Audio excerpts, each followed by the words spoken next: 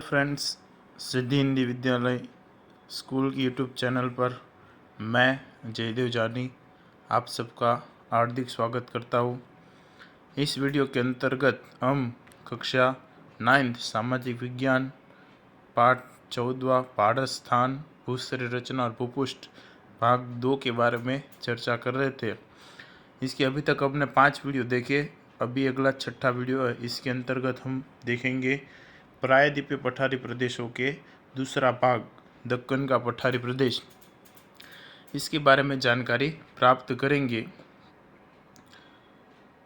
उससे पहले कल अगले वीडियो के अंदर जो हमने मालवा का पठारी प्रदेश देखा था उसके बारे में एक बार रिपीटेशन फिर से कर ले, ठीक है।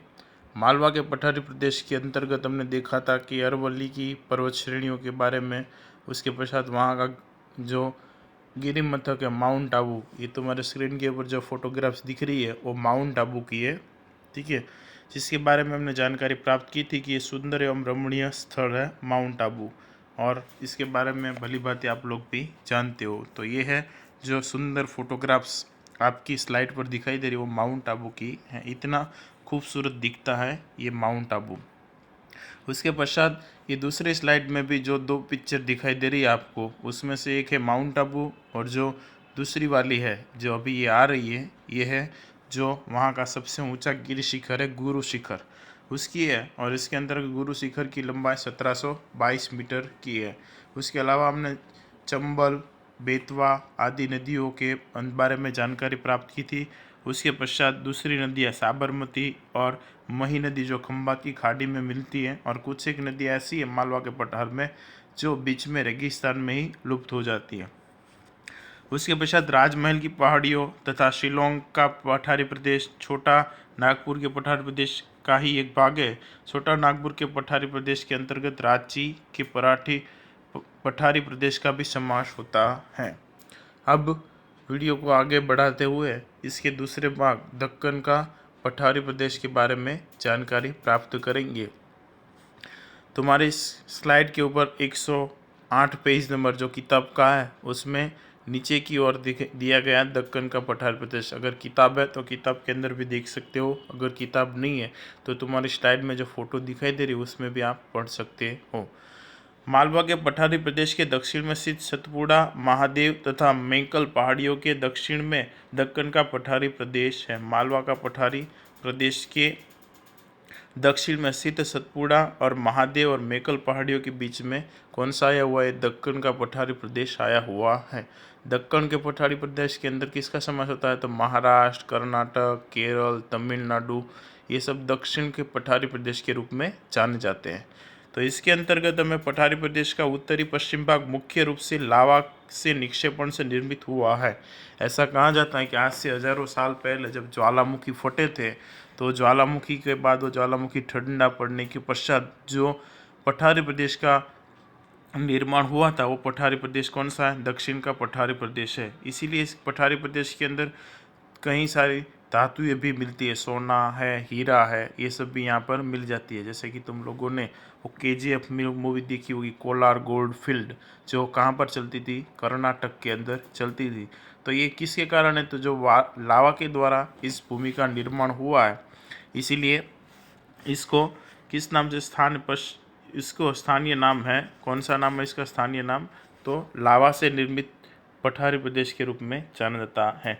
पश्चिम की ओर उसकी सीमा पश्चिमी घाट द्वारा निर्धारित है जो अरब सागर के किनारे और उत्तर दक्षिण में व्याप्त है। और इसका जो पश्चिमी इलाका है किसके द्वारा है? तो अरब समुद्र इसकी ओर आया हुआ है, इसलिए अरब समुद्र द्वारा घिरी हुई पठारी प्रदेश की श्रेणियाँ कहलाती है। महाराष्ट्र और कर्नाटक में सह्याद्री कहते हैं। महाराष्ट्र और कर्नाटक की जो ये दक्कन की पठारी प्रदेश है उसको किस नाम से जाना जाता है? सह्याद्री के रूप में जाना जाता है। तुम लोग इतिहास के कई ऐसे राजा महाराजाओं या फिर शास्त्रों के अंदर भी देखो तो इसके अंदर महादेव की जो शिव पुराण है उसके अंतर्गत जब कार्तिकेय भी दक्षिण के अंतर्गत आए थे असुरों का नाश करने के लिए, तब भी इन सह्याद्री पर्वत श्रेणियों का उसके के अंदर भी उल्लेख माना जाता है। इसीलिए कहते हैं कि प्रायद्वीप पठारी प्रदेश को भारत का प्राचीनतम विस्तार कहा जाता है। उसके पश्चात तमिलनाडु में उसे नीलगिरी के नाम से पहचाने जाते हैं और तमिलनाडु में इसको नीलगिरी के रूप में पहचाना जाता है। और केरल तमिलनाडु की सीमा पर उसे अन्नामलाई और कोडम्बम की पहाड़ियों के नाम से भी जाना जाता है। केरल और तमिलनाडु की जो सीमा है वहाँ पर जो पठारी प्रदेश है उसको अन्नामलाई और कोडम की पहाड़ियों के नाम से भी जाना जाता है। पश्चिम घाट का दक्षिणी भाग प्रमाण में अधिक ऊंचा है। पश्चिम घाट दक्षिणी भाग से प्रमाण में अधिक ऊंचा है। जैसे पश्चिम घाट कौन सा हो गया और दक्षिण भाग कौन सा हो गया, तो जो केरल, महाराष्ट्र, गोवा, गुजरात ये सब पश्चिमी घाट कहलाता है। दक्षिणी भाग प्रमाण के अंदर अधिक ऊंचा है। कर्नाटक है, तमिलनाडु है, ये अधिक ऊंचा है। सामान्यतः दक्कन के पठारी प्रदेश की ऊंचाई 900 मीटर से 1100 मीटर है।